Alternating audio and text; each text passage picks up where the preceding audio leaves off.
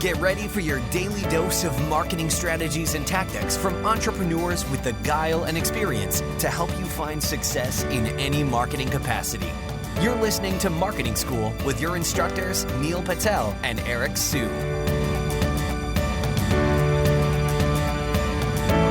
Welcome to another episode of Marketing School. I'm Eric Su.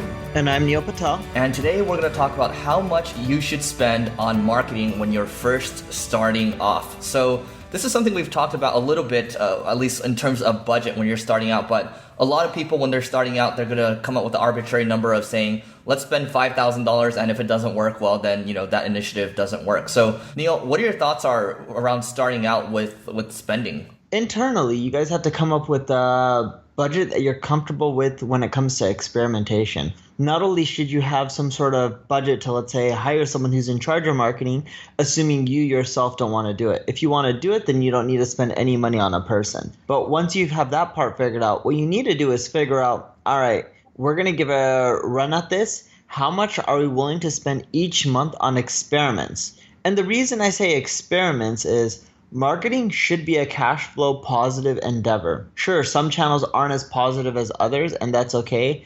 Some channels may take a bit longer to generate a ROI, such as content marketing and SEO, but it all comes down to experimentation when you're starting off. For example, if Eric is starting off a senior home care business, which he is, right, the way he would probably do budgeting, or I would if I were him, and I don't know the exact way what he's doing right now, is I say, all right, we're going to run 1 to 2 experiments a month. We're willing to spend 500, 1,000, 2,000, 3,000, whatever the number is on experiments.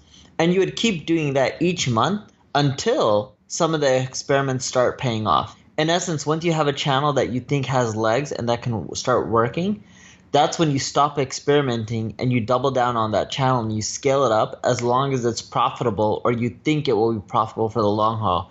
And the reason I say think is some companies have, let's say, a 3-year LTV, which you may not know when you're starting off. But if you know a company pays you for at least a year because you have a year contract and it may cost you a month or two to acquire the company, that's fine, right? Even if you're negative for the first month or two.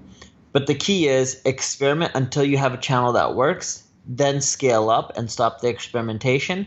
Once that channel is capped out, that's when you start the experimentation again, the process, right? And you want to find a new channel. And once you find a new channel, then you want to scale that up and stop the experimentation, etc. And you keep going with it until you have 2, 3, 4 channels that you know are consistently working. And to build on the experimentation portion, for those of you that are looking to get started with that, I highly recommend reading Sean Ellis, his blog post on setting growth experiments. It's a weekly growth experiment framework. And then also Brian Balfour. So you can basically take these and then make them into your own. So just because they're doing it every single week doesn't mean you need to be doing it every single week, especially if you're very lean in the beginning. Let's say it's only you and maybe 2 other people or so. Maybe you're doing an experiment every 2 weeks or every month, like Neil said.